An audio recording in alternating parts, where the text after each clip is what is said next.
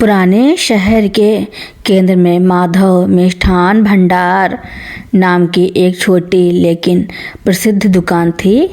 इसके मालिक माधवलाल 70 वर्ष अपने सिद्धांतों के लिए जाने जाते थे। सत्य, ईमानदारी और ज़रूरतमंदों के प्रति दया। माधवलाल की मिठाई में स्वाद तो था ही, पर उनकी सबसे बड़ी पूंजी थी लोगों का आशीर्वाद।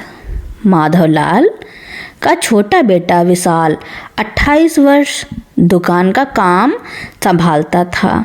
विशाल आधुनिक सोच का था और अपने पिता की पुरानी बातें, जैसे भीख मांगने वालों को मुफ्त में खिलाना या उधार दिए पैसे वापस ना मांगना, उसे सख्त नापसंद थी। पिताजी, यह क्या तरीका है? मैंने आपसे कितनी बार कहा है, इन भिखारियों को मुफ्त में मत दिया करो। ये तो अब रोज की आदत बना लेंगे। और वो रघु चाचा का 5,000 का उधार कौन चुकाएगा? 4 महीने से टाल रहे हैं, विशाल ने एक दिन गुस्से में कहा। जब माधव लाल ने एक गरीब बच्चे को 2 लड्डू दिए। माधवलाल ने शांत भाव से बेटे की ओर देखा। बेटा, दुकान चलती है मेहनत से, पर टिकती है बरकत से, और बरकत आती है लोगों के दिल से निकली दुआओं से। रघु का उधार रहने दो, उसका समय अभी ठीक नहीं चल रहा है। भगवान ने हमें इतना दिया है कि हम इतना तो सह सकते हैं। विशाल ने चिढ़कर कहा, यही बरकत है कि हम अभी तक इस पुरानी दुकान को आधुनिक नहीं बना पाए। आपकी इसी दरियादिली से एक दिन दुकान घाटे में जाएगी। माधव लाल की एक बेटी भी थी, कविता, 25 वर्ष, जिसकी शादी शहर के एक प्रतिष्ठित परिवार में हुई थी। लेकिन दुर्भाग्य से शादी के 2 साल बाद ही उसके पति की एक बीमारी से मौत हो गई। ससुराल वालों ने उसे अपशगुनी मानकर घर से निकाल दिया। माधवलाल ने अपनी बेटी को वापस अपने पास रखा।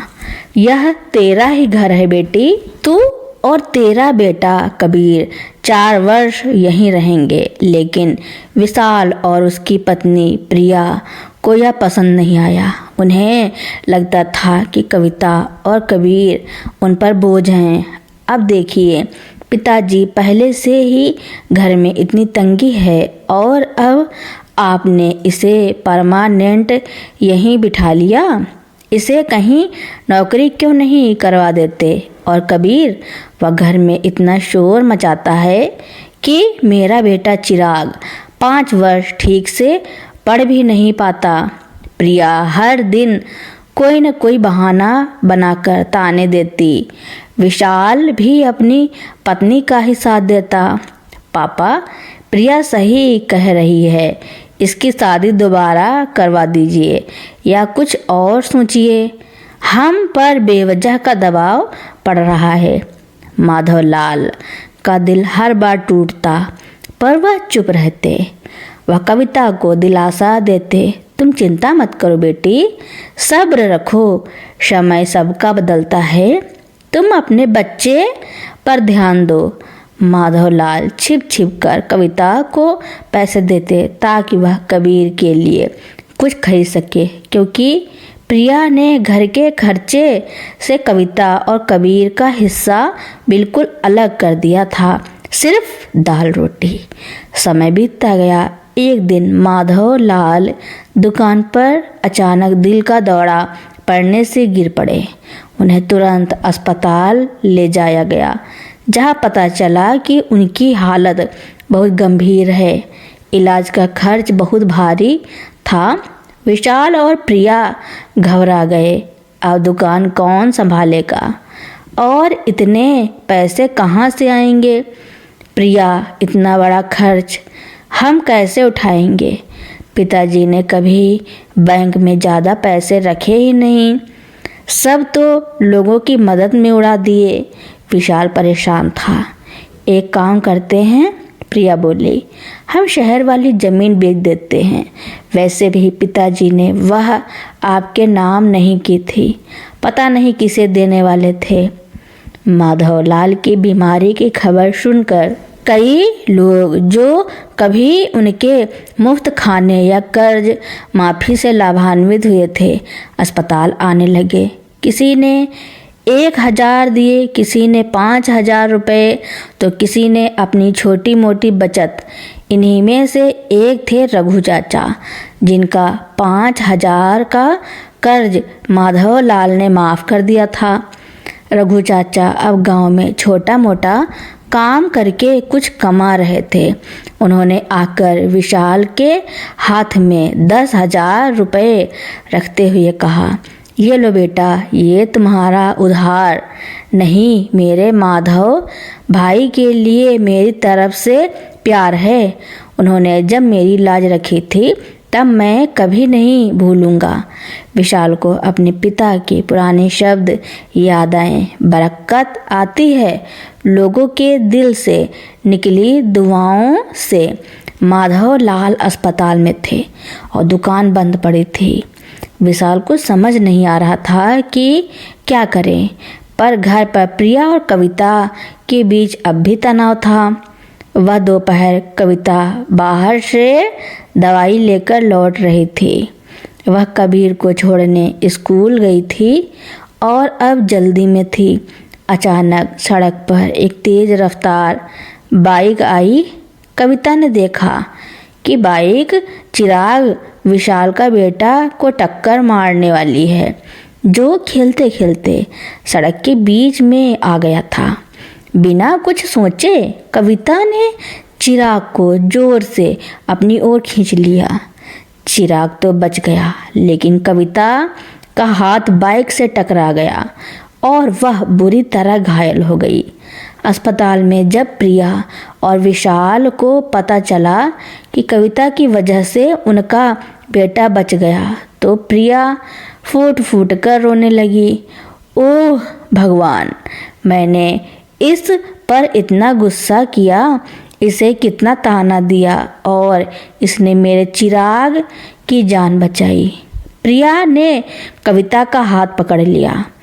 माधवी, मुझे माफ़ कर दो, तुम मेरी बहन हो, मैंने तुम्हें कभी इंसान नहीं समझा। विशाल भी शर्म से पानी पानी हो गया। कविता ने दर्द सहते हुए भी मुस्कुराकर कहा, भाभी, चिराग मेरा ही भतीजा है, उसमें और कबीर में कोई फर्क नहीं है। विशाल को उसी दिन एक और बड़ा झटका लगा। अस्पताल में उन्हें पता चला कि माधवलाल का इलाज करने वाले डॉक्टर आनंद कोई और नहीं बल्कि वही रघु चाचा के बेटे थे, जिन्हें माधवलाल ने बचपन में मुफ्त में मिठाई खिलाई थी और उनके पिता का कर्ज माफ़ किया था। डॉक्टर आनंद ने विशाल से कहा, माधव जी मेरे लिए किसी भगवान से कम नहीं। उनकी वजह से ही मेरे पिता बुरे वक्त से निकल पाए। उनका इलाज मेरी ओर से निःशुल्क है। यह मेरे पिता की इच्छा है। विशाल और प्रिया की आंखें खुल गईं। उन्होंने समझा कि कर्मों का लेखा जोखा कैसे पूरा होता है। उनके पिता ने जो नेकी बोई थी वह अब उनकी जान बचा रही थी और कविता के बड़प्पन ने उनके बच्चे की जान बचाई थी। माधवलाल कुछ हफ्तों बाद ठीक होकर घर लौटे। विशाल ने सबसे पहले अपने पिता के पैर छूकर माफ़ी मांगी। पिताजी, मुझे माफ़ कर दीजिए, आपकी बातें आज समझ आईं। आशीर्वाद ही सबसे बड़ी दौलत है। उसने अपनी बहन और भांजे को गले लगाया। कविता, तुम हमारी मालकिन हो। तुम्हारा और कबीर का इस घर पर सबसे पहला हक है। प्रिया ने कविता और कबीर के लिए अपने हाथों से खाना बनाया और नंदिनी जी की तरह ही उसने भी अपनी जेठानी और भांजे के प्रति की गई सारी कड़वाहट के लिए माफ़ी मांगी। माधवलाल मुस्कुराए। उन्हें पता था कि अब उनकी दुकान भी चलेगी और उनका परिवार भी। उन्होंने अपने बेटे और बहू को आशीर्वाद देते हुए कहा, देर ही सही, पर तुम्हें जैसा कर्म वैसा भोग का अर्थ समझ आ गया। अब बस किसी का दिल मत दुखाना। माधव लाल के ठीक होने के बाद घर और दुकान दोनों का माहौल पूरी तरह बदल चुका था। दुकान अब माधव मिष्ठान भंडार और आशीर्वाद केंद्र के नाम से जानी जाने लगी थी। यह नाम विशाल ने अपने पिता के सम्मान में जोड़ा था। विशाल ने दुकान के प्रबंधन में पूरी ईमानदारी और अपने पिता की दयालुता को शामिल कर लिया था। उसने एक खाता बनाया जिसका नाम था बरकत कोष। इस कोष में हर दिन की बिक्री का एक छोटा हिस्सा डाला जाता था, जिसका उपयोग वह ज़रूरतमंदों को मुफ्त मिठाई देने और रघु चाचा जैसे पुराने उधार दाताओं को सम्मानित करने के लिए करता था। एक दिन एक ग्राहक दुकान पर आया।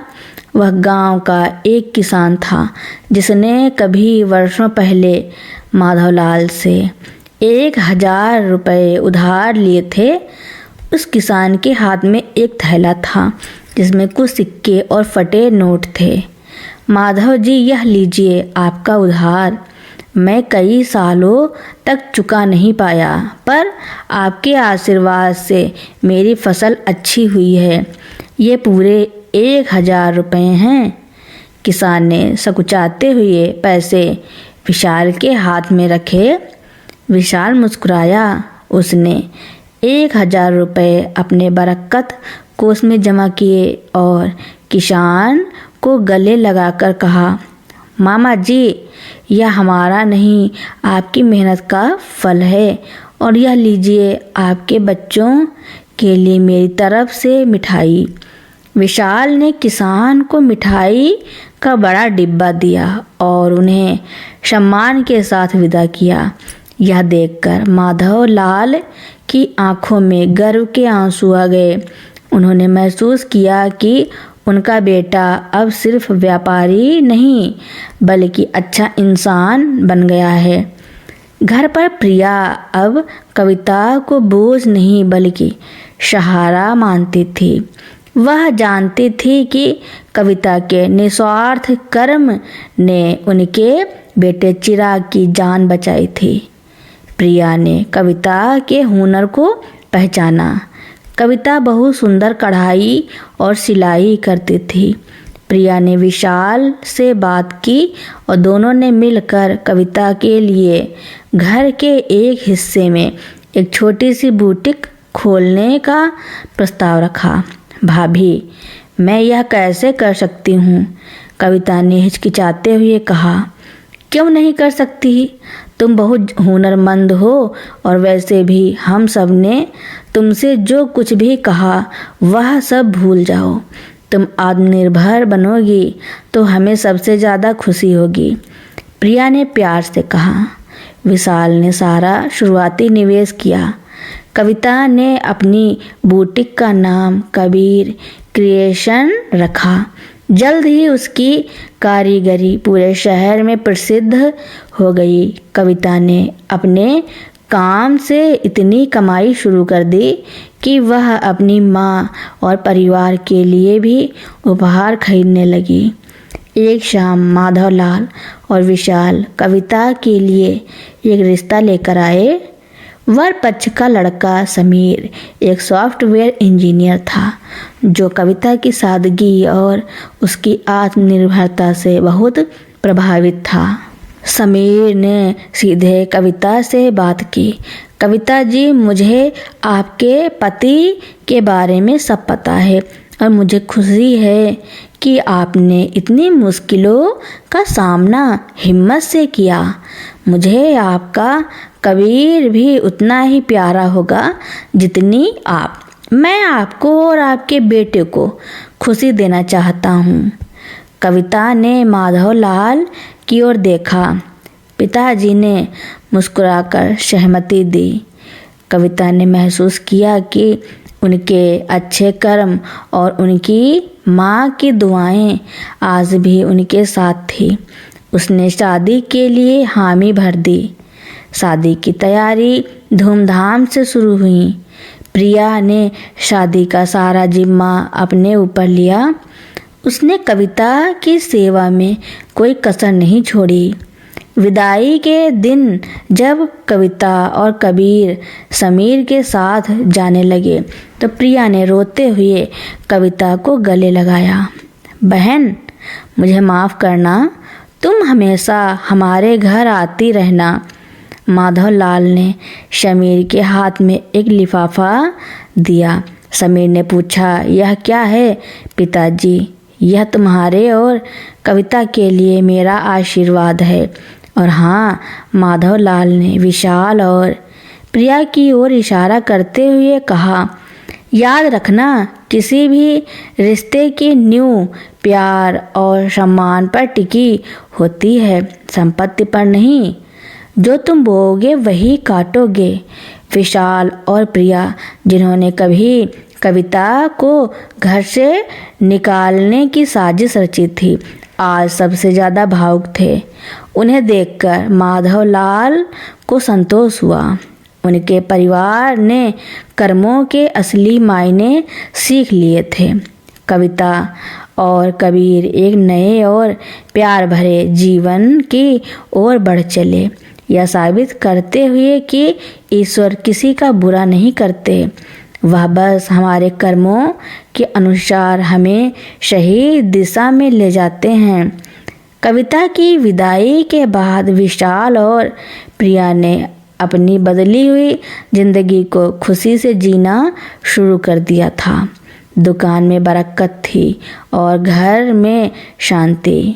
विशाल अपने पिता की तरह हर ज़रूरतमंद की मदद करता था और प्रिया भी अब समाज सेवा में हाथ बटाने लगी थी। सब कुछ अच्छा चल रहा था। तभी एक बड़ी घटना घटी। शहर में एक नया अत्याधुनिक मिष्ठान भंडार खुल गया, जिसने माधव मिष्ठान भंडार की बिक्री पर भारी असर डाला। उस नई दुकान में बड़े बड़े विज्ञापन, भारी डिस्काउंट और आधुनिक पैकेजिंग थी, जिसके सामने माधवलाल की सादगी फीकी पड़ने लगी। विशाल घबरा गया। उसकी बिक्री 50% से ज़्यादा गिर चुकी थी। पिताजी, क्या करें? लोग सिर्फ चमक दमक देख रहे हैं, स्वाद और गुणवत्ता किसी को नहीं दिखती। दुकान पर अब भीड़ नहीं होती, विशाल ने चिंतित होकर माधवलाल से कहा। माधवलाल शांत थे। बेटा, हमने ईमानदारी नहीं छोड़ी है, ना हमारे माल में कोई कमी नहीं है, ना फिर डर किस बात का? विशाल ने कहा। ईमानदारी तो है, पर धंधा ठप हो रहा है। हम यह दुकान बेचकर कोई और काम शुरू क्यों न कर दें? प्रिया भी चिंतित थी। उसने अपनी सारी बचत लगाकर कविता को बुटीक शुरू करने में मदद की थी और अब खुद के पास ज़्यादा पैसे नहीं बचे थे। उसी दौरान एक दिन दुकान पर एक वृद्ध व्यक्ति आया। उनके चेहरे पर उदासी थी और वह दुकान के एक कोने में चुपचाप बैठ गए। विशाल ने उन्हें पहचान लिया। वह शहर के बहुत प्रतिष्ठित और धनी व्यक्ति श्रीमान अग्रवाल थे, जो अब काफ़ी बूढ़े हो चुके थे। विशाल उनके पास गया और सम्मान से पूछा, अग्रवाल साहब, आप यहाँ? आपकी क्या सेवा करूँ? श्रीमान अग्रवाल ने एक गहरी सांस ली। विशाल बेटा, मुझे माफ़ कर देना, मैं तुमसे एक मदद मांगने आया हूँ जो शायद तुम्हें बहुत छोटी लगे। उन्होंने बताया कि उनकी पत्नी, जिनका कुछ दिन पहले निधन हो गया था, उनको माधवलाल के हाथ की बने गुलाब जामुन बहुत पसंद थे। वह चाहती थी कि उनकी अंतिम इच्छा के अनुसार उनके श्राद्ध के भोज में सिर्फ माधवलाल के हाथ के गुलाब जामुन ही परोसे जाएं। बेटे, मेरी तबीयत ठीक नहीं रहती, क्या तुम ये गुलाब जामुन बना दोगे? अग्रवाल साहब ने लगभग गिड़गिड़ाते हुए कहा। विशाल भावुक हो गया। उसने तुरंत हाँ कह दिया। अगले दिन विशाल और माधवलाल ने मिलकर अपनी पूरी लगन और श्रद्धा से शुद्ध देसी घी में गुलाब जामुन बनाए। उन्होंने उन्हें अग्रवाल साहब के घर पहुंचाया। भोज के बाद श्रीमान अग्रवाल ने विशाल को एक लिफाफा दिया। यह तुम्हारी मेहनत का मूल्य है बेटे। विशाल ने लिफाफा खोला तो हैरान रह गया। उसमें लाखों रुपए का चेक था। अग्रवाल साहब, यह बहुत ज़्यादा है। इतने पैसे की ज़रूरत नहीं है, विशाल ने अचंभित होकर कहा। श्रीमान अग्रवाल मुस्कुराए। नहीं बेटे, यह सिर्फ मिठाई का दाम नहीं है, यह तुम्हारे पिता के कर्मों का फल है। बरसों पहले जब मैं नया इस शहर में आया था और मेरा व्यवसाय डूब रहा था, तब तुम्हारे पिता माधवलाल ने मुझे बिना किसी गारंटी के बड़ा कर्ज दिया था। उन्होंने कहा था जब तुम्हारे बुरे दिन खत्म हो जाएं तब लौटा देना। उनकी उस मदद ने मेरी जान बचाई थी और मुझे आज इस मुकाम पर पहुंचाया। मैंने उन्हें धन्यवाद देना चाहा, पर उन्होंने हमेशा मना किया। अग्रवाल साहब ने विशाल के कंधे पर हाथ रखा। माधवलाल ने उस दिन मेरी मदद करके जो पुण्य कमाया था, आज वह तुम्हारे काम आया है। नेकी का फल कभी बेकार नहीं जाता। विशाल की आंखों में पानी आ गया। उसे याद आया कि जब वह अस्पताल में थे तब कैसे रघु चाचा और डॉक्टर आनंद ने उनकी मदद की थी। विशाल ने उस पैसे से अपनी दुकान का नवीनीकरण किया, आधुनिक मशीनें खरीदी और पैकेजिंग बेहतर बनाई, लेकिन स्वाद और शुद्धता से कोई समझौता नहीं किया। उसने अग्रवाल साहब की कहानी लोगों को बताई, जिससे दुकान की विश्वसनीयता और बढ़ गई। जल्द ही लोग समझ गए कि नई चमकदार दुकान सिर्फ दिखावा है, जबकि माधव मिष्ठान भंडार की मिठाई में स्वाद के साथ साथ विश्वास और बरकत भी है। ग्राहकों की भीड़ वापस लौट आई और दुकान पहले से भी ज़्यादा चलने लगी। माधवलाल ने विशाल और प्रिया को गले लगाया। देखा बेटा, मैंने तुमसे कहा था ना, मेहनत से दुकान चलती है, पर बरकत लोगों के आशीर्वाद से आती है।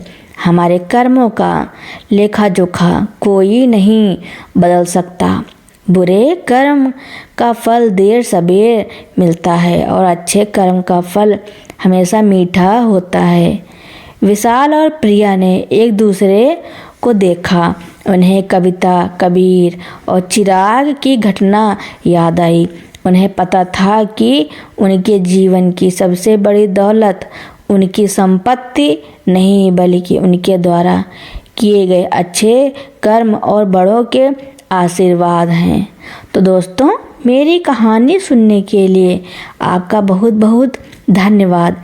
ऐसी ही नई नई कहानियाँ सुनने के लिए मेरे चैनल को लाइक, कमेंट, शेयर, सब्सक्राइब एवं बेल आइकन का बटन दबाना न भूलना, ताकि मेरी नई नई कहानियाँ आप तक पहले ही पहुँचती रहें।